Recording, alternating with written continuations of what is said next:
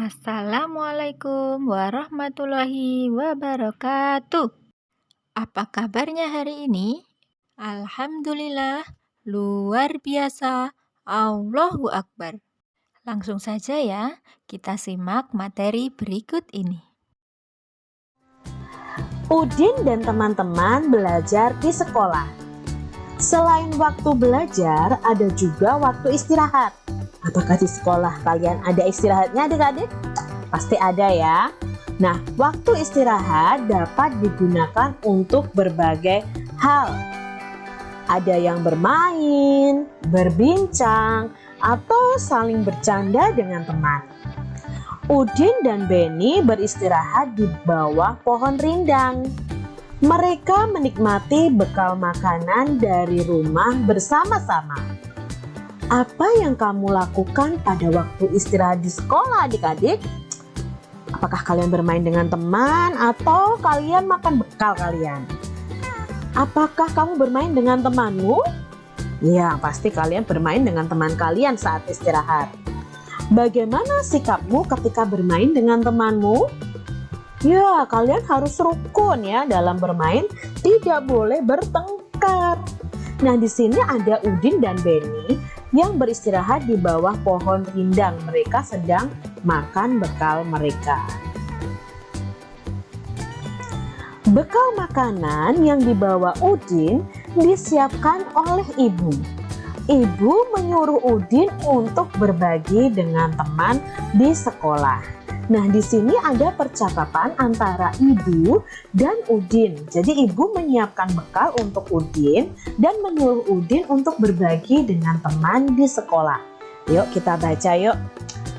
Bagilah bekalmu dengan teman-teman ya Din. Itu kata ibu Udin. Baik Bu, mengapa kita sebaiknya berbagi dengan teman Bu? Tanya Udin. Berbagi menunjukkan sikap rukun. Bawalah tempat bekalmu kembali ya. Itu jawab Ibu Udin. Nah, di sini Udin disuruh untuk membagi bekalnya kepada teman-temannya. Dalam percakapan tadi ada kalimat perintah. Nah, di subtema 3 ini kita belajar tentang kalimat perintah. Kalau di subtema 2, kita belajar tentang kalimat ajakan. Kalimat perintah itu artinya apa ya? Kalimat perintah adalah kalimat yang digunakan untuk memerintah orang lain melakukan sesuatu untuk kita. Jadi kalimat perintah itu kalimat yang digunakan untuk memerintah orang lain melakukan sesuatu untuk diri kita adik-adik. Kalimat perintah kalau ditulis biasanya ada kata perintah yang diakhiri kata kan atau lah ya. Jadi kalau kita mengucapkan atau menulis biasanya kalimat perintah itu ada kata kan atau lah. Misalnya contohnya adalah bukalah, tutuplah, matikan, buanglah. Nah, seperti itu. Jadi ada kata diakhiri kata kan atau lah ya. Jika kita menulis kalimat perintah harus diakhiri tanda seru. Ya, bukan hanya kalimat ajakan, tetapi ketika kita menulis kalimat perintah juga harus diakhiri tanda seru. Mengucapkan kalimat perintah harus dengan sopan. Bisa juga dilengkapi dengan kata tolong. Jadi misalnya nih adik-adik, tolong bukakan pintu itu. Itu sopan adik-adik. Jangan sambil membentak, hei bukakan pintu itu. Nah, itu tidak sopan adik-adik. Jadi saat kita mengucapkan kalimat perintah harus dengan sopan dan bisa dilengkapi dengan kata tolong. Contoh kalimat perintah di sini. Bacalah buku itu. Kalau ditulis harus diakhiri tanda seru. Tolong ambilkan boneka itu. Matikan lampu itu. Tolong tutup pintu itu Rini. Bukalah bekalmu itu Doni. Nah, ini adalah contoh dari kalimat perintah. Nah, sekarang coba buatlah kalimat perintah dengan kata-kata berikutnya adik-adik. Coba buat kalimat perintahnya dengan kata bawakan. Bawakan tas itu. Nah, bisa ya. Tutuplah. Tutuplah pintu itu. Jagalah. Jagalah kebersihan. Matikan. Matikan kompornya bisa. Sapukan. Sapukan ruangan kelas. Makanlah. Makanlah coklat itu. Ingat, kalau kita mengucapkannya tidak diakhiri tanda seru, langsung kita bilang makanlah coklat itu, tanda seru. Bukan seperti itu adik-adik. Ketika kita menulisnya baru diakhiri tanda seru. Kerjakan, kerjakan PR-mu. Bukakan, bukakan pintu itu. Buangkan, misalnya buangkan sampah itu. Adik-adik bisa membuat kalimat perintah yang lain ya adik-adik ya dari kata perintah berikut. Bacalah kalimat perintah di bawah ini. Lengkapilah kalimat berikut menjadi kalimat perintah. Nah, di sini Kak Cita punya 5 soal. Yang pertama, titik-titik ke kelas setelah bel berbunyi. Kira-kira kalimat perintahnya apa ya? Titik-titik ke kelas setelah bel berbunyi.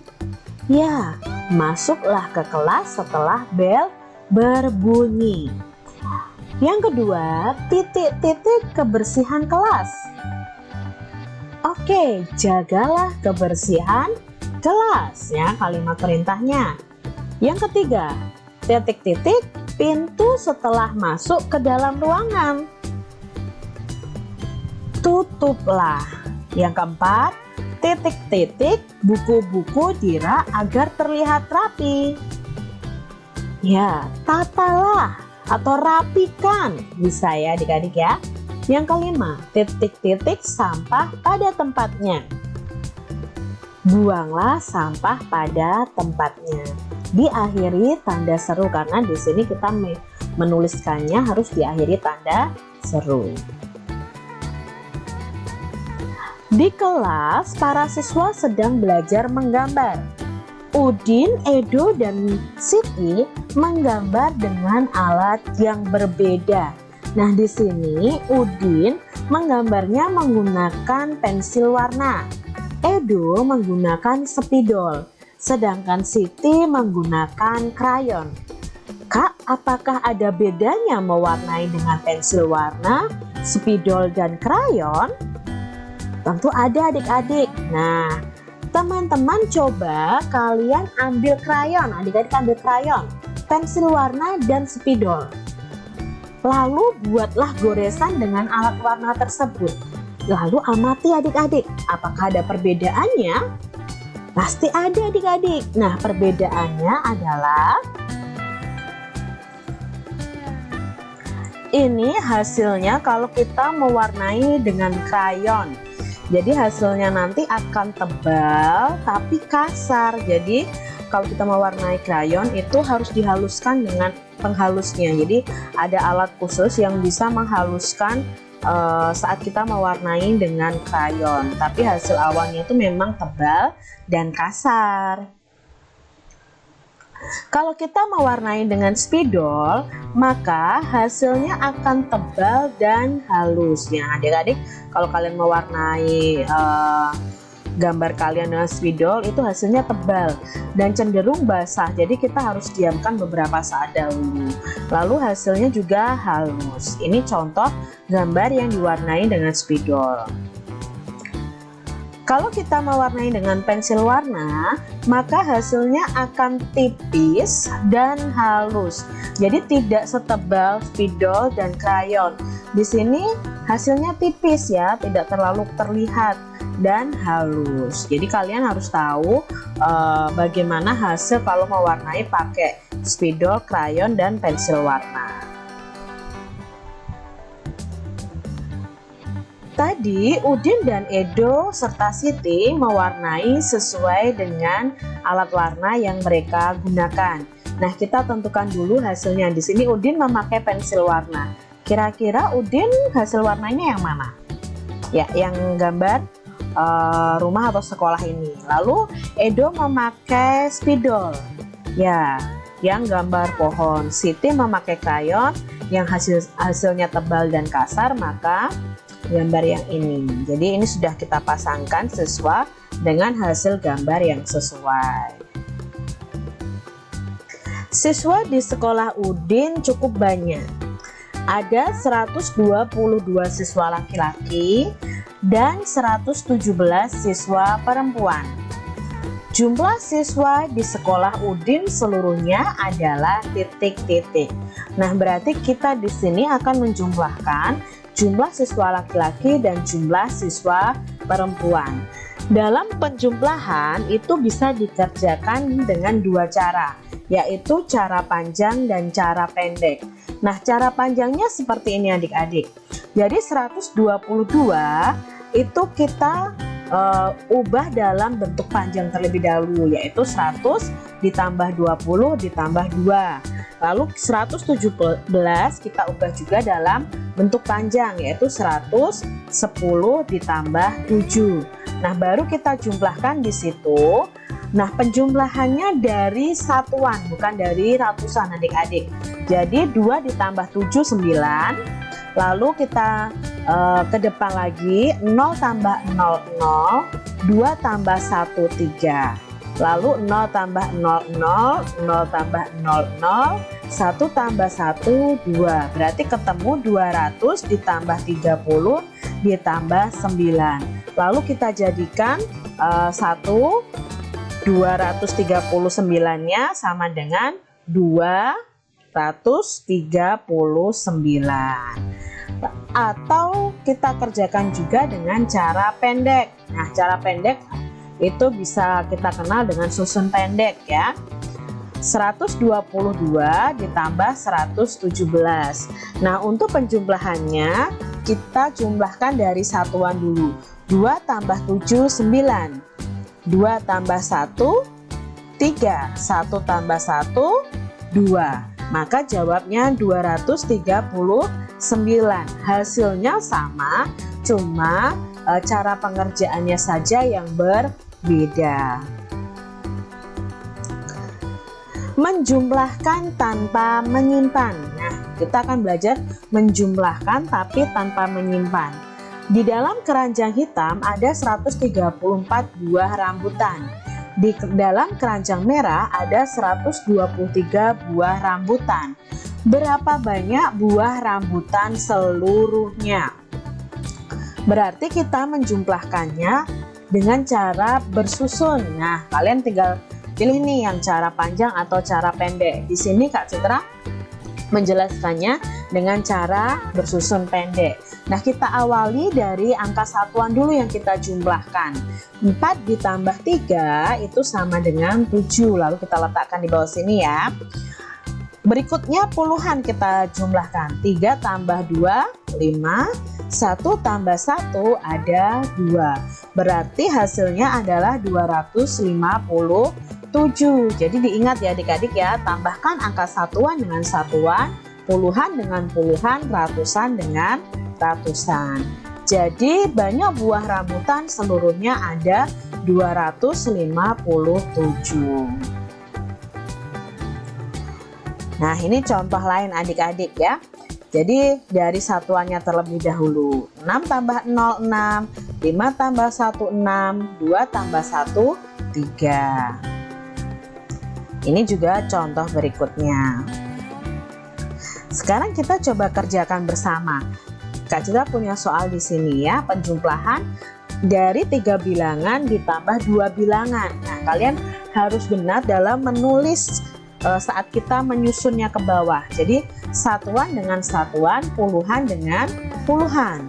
9 ditambah 0 sama dengan, ya 9 tambah 0 itu 9. Lalu 5 ditambah 4, ya 5 ditambah 4 9. Lalu 2 ditambah tidak ada ya. Di situ ada kosong, berarti ratusannya 2. Jadi jumlahnya 299. Coba lagi adik-adik.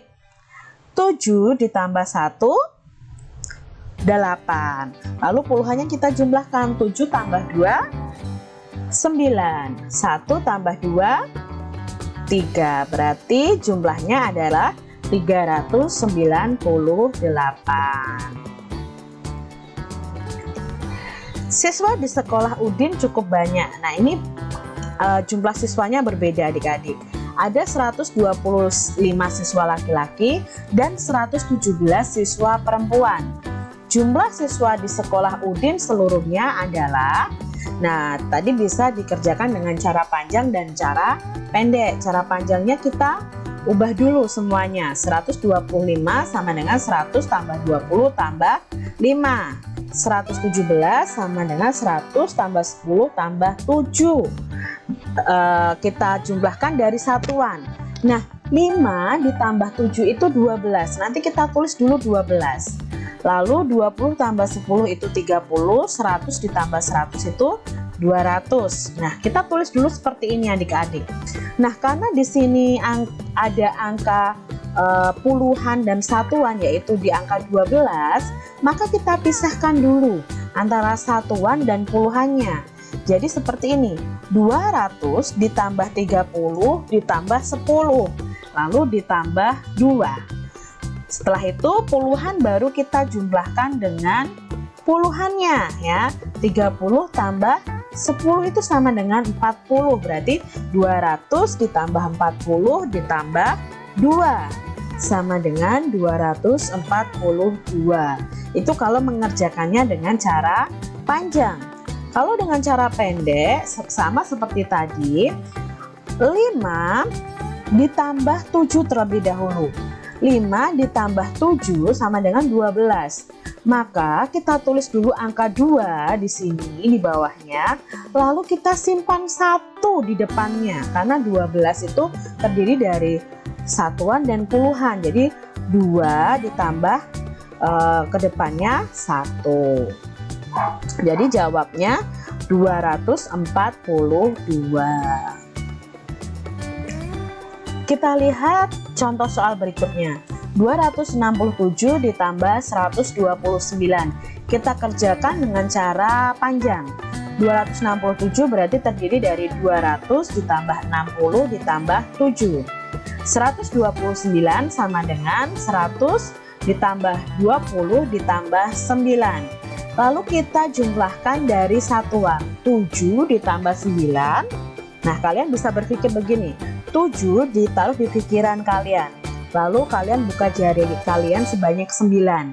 Baru kalian hitung setelah angka 7, hitung jari kalian. Jadi 7, 8, 9, 10, 11, 12, 13, 14, 15, 16. Sekarang 60 ditambah 20 ya. 0 tambah 0, 0. 6 tambah 2, 8. Jadi 60 tambah 20 adalah 80.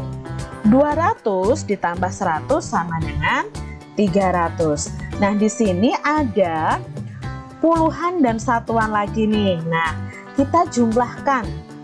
Di sini sama dengan kan 16. Lalu kita pisahkan dulu antara puluhan dan satuan. Maka hasilnya seperti ini.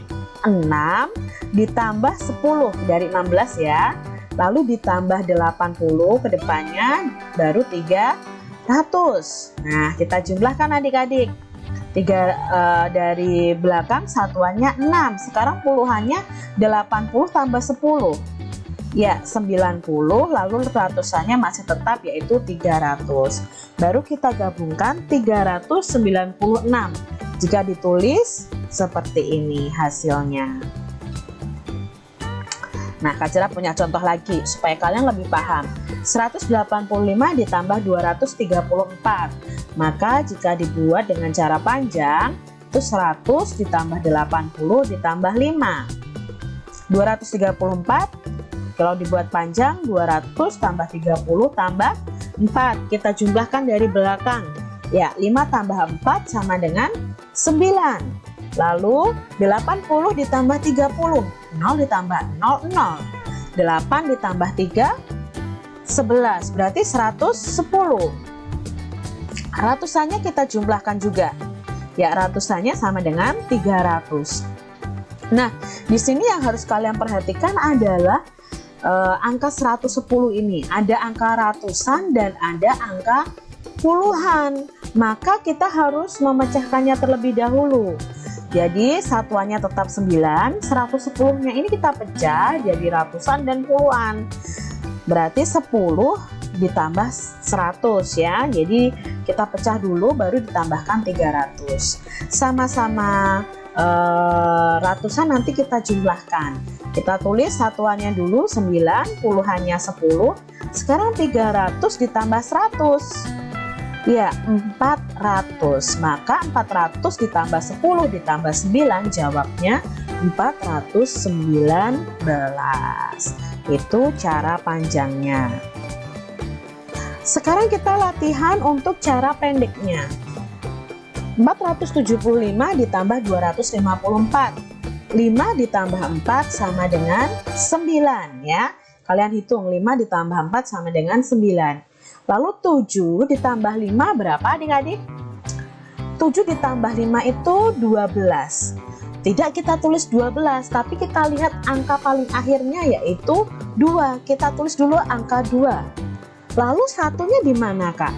Satunya diberikan di angka depannya, diletakkan di atasnya seperti ini ya. Tadi kan 12.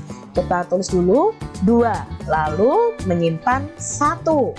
1 ditambah 4 ya, 1 ditambah 4 sama dengan 5. 5 ditambah 2 sama dengan 7. Soal berikutnya, 636 ditambah 182. Kita jumlahkan dari satuannya terlebih dahulu. 6 tambah 2. 6 tambah 2 adalah 8, kita tuliskan. Lalu puluhannya 3 ditambah 8. 3 ditambah 8 ada berapa adik-adik? Ya, 11. Apakah kita langsung tulis 11?